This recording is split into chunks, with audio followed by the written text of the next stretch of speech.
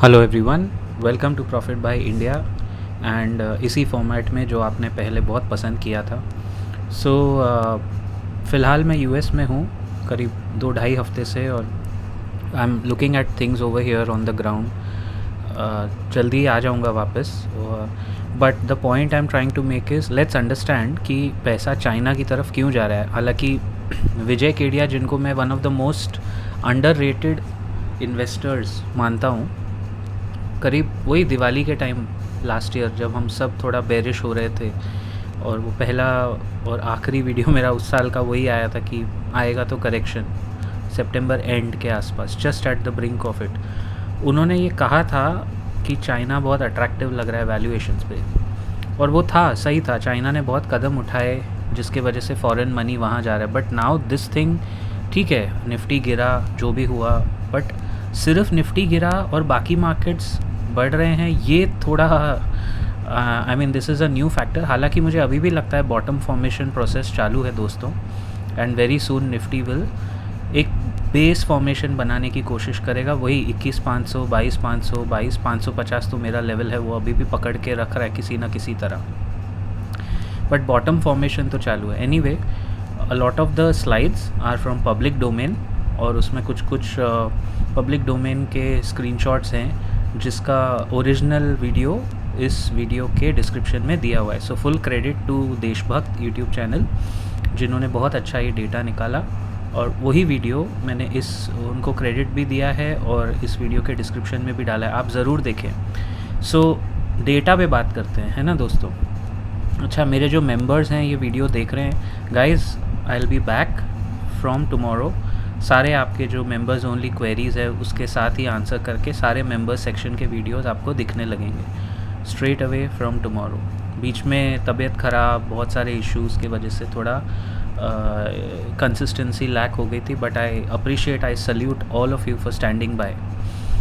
सो market slump deepens, ये कुछ stats है जो आप देख रहे हो। हाफ ऑफ निफ्टी 500, काफ़ी लोगों को शायद पता नहीं होगा, बट निफ्टी 50 के बाद एक इमर्जिंग 500, मतलब पूरा निफ्टी नेक्स्ट 50 है, फिर निफ्टी 500 है। तो निफ्टी 500 के बेस में half of them have sunk from 30% to 68%। ये पहला साइन है कि बहुत अच्छा टाइम है SIP चालू रखने का।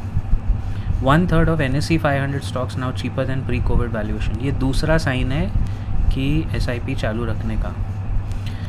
FIIs have pulled over about more than this amount actually, 1 lakh crore तो ठीक है, लेकिन ये जो दूसरा सेंटेंस है ये मुझे बड़ा थोड़ा कंसर्न देता है। Sell India by China, which is the fact. China का मार्केट कैप बढ़ गया है और इंडिया का $1 ट्रिलियन से कम हुआ है। मैं आऊँगा, उस स्लाइड पे आऊँगा।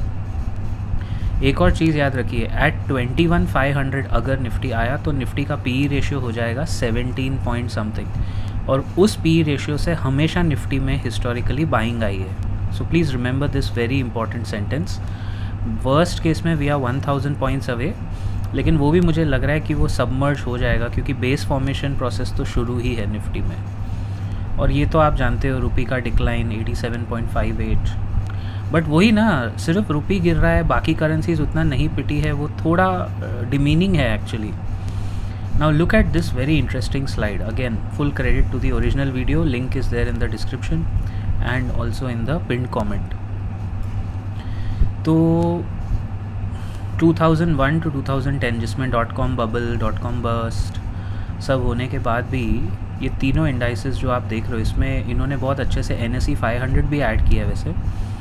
तो this is what it is. ये जो कंपाउंड इंटरेस्ट आप देख रहे हो ना, 17-18%, ये बहुत मुश्किल से मिलता है दोस्तों, ये मिलता नहीं है। उसके बाद आया वो स्लम्प वाला डिके 2011 to 20, जिसमें देखिए आप रिटर्न्स ही नहीं बने। मतलब FD के जैसे मार्केट ने, इंडेक्स ने FD जितना रिटर्न दिया, इंडेक्स की बात हो रही है, स्टॉक्स ने ज़्यादा दिया होगा।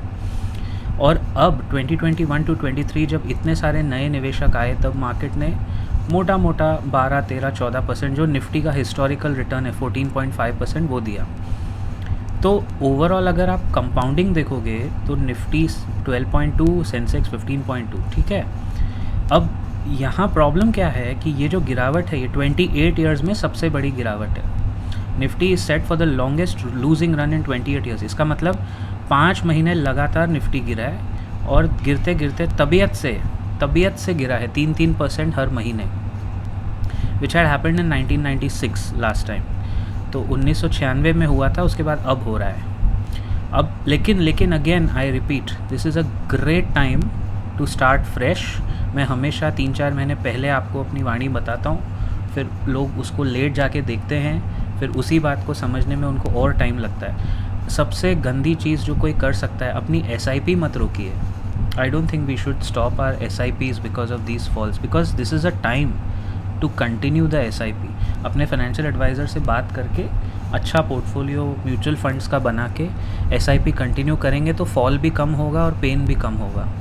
Now look at this from outlook money. Hang Seng is up by 17% year to date and Nifty is down 3.5%, which is from January to February, 2 महीने जो साल के हुए 2025 के 2 महीने में, ठीक है ना। तो ये मेरा प्रॉब्लम है कि FIIs ने अंडर वैल्यूड और बीटन डाउन चाइना को चुना और इंडिया पे गिव अप किया क्योंकि हमारे अर्निंग्स नहीं आए, हम इस पे बात कर चुके हैं। लेकिन चाइना में इतने रिस्ट्रिक्शंस होने के बाद भी उन्होंने चाइना को चुना क्योंकि उनका वो पैसा है, उनको पैसे पे रिटर्न चाहिए, तो वो लोग किसी के सगे तो हैं नहीं। और अगेन IT, मेटल स्टॉक्स, ये सब तो हम देख ही रहे हैं। But look at the mark sentence. Since October 2024, this is from Fortune, since October 2024 India's market cap has fallen by $1 trillion, which is actually good कि हम थोड़ा fair value zone में आ रहे हैं as Nifty, while China has risen by $2 trillion। तो ये कब जाके रुकेगा? जब आपके अर्निंग्स थोड़े अच्छे आने लगेंगे, और मेरे ख्याल से वो इस साल के ख़त्म होते होते आपको दिखेगा रिवाइवल। अर्निंग्स में आएगा, फिर FIIs वापस आएंगे, फिर हर चीज़ वो रिवाइव होती दिखेगी। अब again this is also very hypocritical problem. एक तरफ हम कहते हैं चाइना से इंपोर्ट मत करो, और इधर दूसरा, हर साल मैं देखता हूँ ये फिगर, मुझे हमारे प्रधानमंत्री की वो फेस याद आती है। हम उनकी बात ही नहीं मानते हैं। वो आत्मनिर्भर करके थक गए, और ये तो ऑफिशियल आंकड़े हैं। अनऑफिशियली चाइना से हम कितना इंपोर्ट कर रहे होंगे, नेपाल, बांग्लादेश, यहाँ वहाँ। बांग्लादेश तो अभी नहीं होगा, बट नेपाल के थ्रू या शायद श्रीलंका के थ्रू, आपको उसका अंदाज़ा भी नहीं होगा। India's exports to China contracted by 14.85%, नीचे गिरे। मतलब 13.48 बिलियन थे और अभी 11.48 बिलियन, $2 बिलियन नीचे गिरे, और एक्सपोर्ट गिरे और इंपोर्ट हमारे बढ़ गए। तो ये तो ट्रेड डेफिसिट बढ़ गया ना। चाइना से हम इतना इंपोर्ट, $101 बिलियन का हम इंपोर्ट करते हैं। बताओ, कोई सेंस है इस बात का? वाकई में $101 बिलियन इंपोर्ट करते हैं और सिर्फ 11.48 बिलियन एक्सपोर्ट करते हैं हम चाइना को। ये बहुत नाइंसाफ़ी है वाकई में। एंड द रीज़न इज़, जब से डॉन आए हैं सब लोग, 5 नवंबर से मैं कह रहा था आप लोग इतना उछलो मत, इस आदमी की नीयत को समझो, ये टैरिफ का क्या प्लान है। देखिए, एक बात तो माननी पड़ेगी, whatever he had promised to his voters, he's on track to do it. It's been like just 1 month of swearing in, 20th Jan से अभी 1-1.5 महीना होने आया है। तो उसने तो ये बोला था कि मैं करने वाला हूँ। अभी रीड करने वाले के ऊपर कि उसने क्या रीड किया, कैसे रीड किया, है ना। तो रेसिप्रोकल टैरिफ्स का मतलब है, जैसे हमारा देश इंडिया हार्ले डेविडसन पे एक ज़माने में 100% टैरिफ लगाता था।